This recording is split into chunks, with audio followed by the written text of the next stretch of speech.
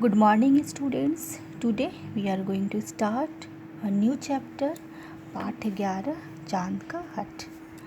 बच्चों, यह कविता है।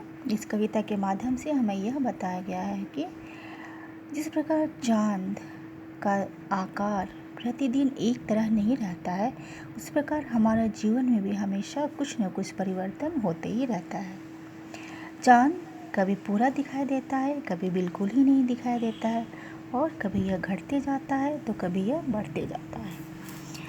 बच्चों, इस कविता के माध्यम से हमें यही संदेश देने का प्रयास किया गया है। और इस कविता को पढ़कर हम लोग जानें।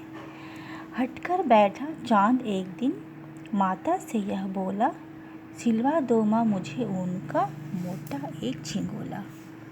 सनसन चलती हवा रात भर, जाड़े से मरता हूँ, ठिठुर ठिठुर कर किसी तरह यात्रा पूरी करता हूँ।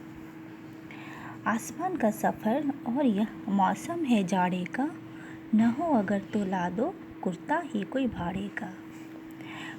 बच्चे की सुन बात कहा माता ने, अरे सलोने कुशल करे भगवान, लगे ना तुझको जादू टोने।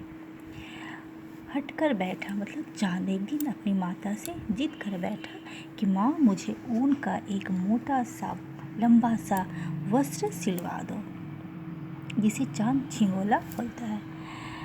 वह कहता है, चांद अपनी माँ से कहता है कि माँ रात भर सन सन करके ठंडी हवा चलती है, इसमें मैं ठिठुर जाता हूँ और ठिठुर ठिठुर कर किसी तरह मैं अपने आसमान का लंबा सफ़र को यह तय करता हूँ।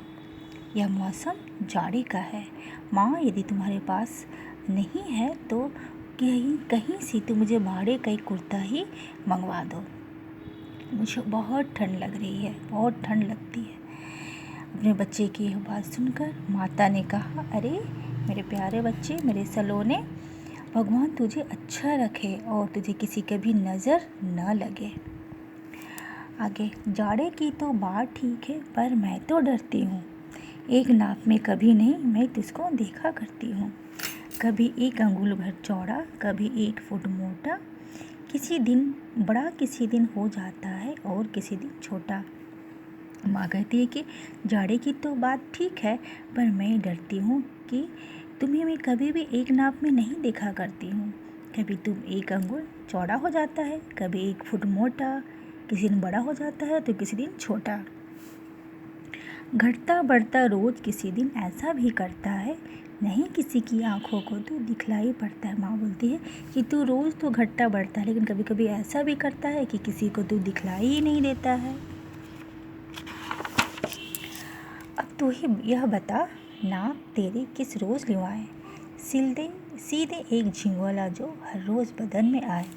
माँ उससे परेशान होकर कहती है कि तू ही बताओ कि मैं तेरी नाप किस रोज़ लिवा दूँ, ताकि मैं तेरे लिए एक वस्त्र सिलवा दूँ जो हर रोज़ तेरी बदन में आए।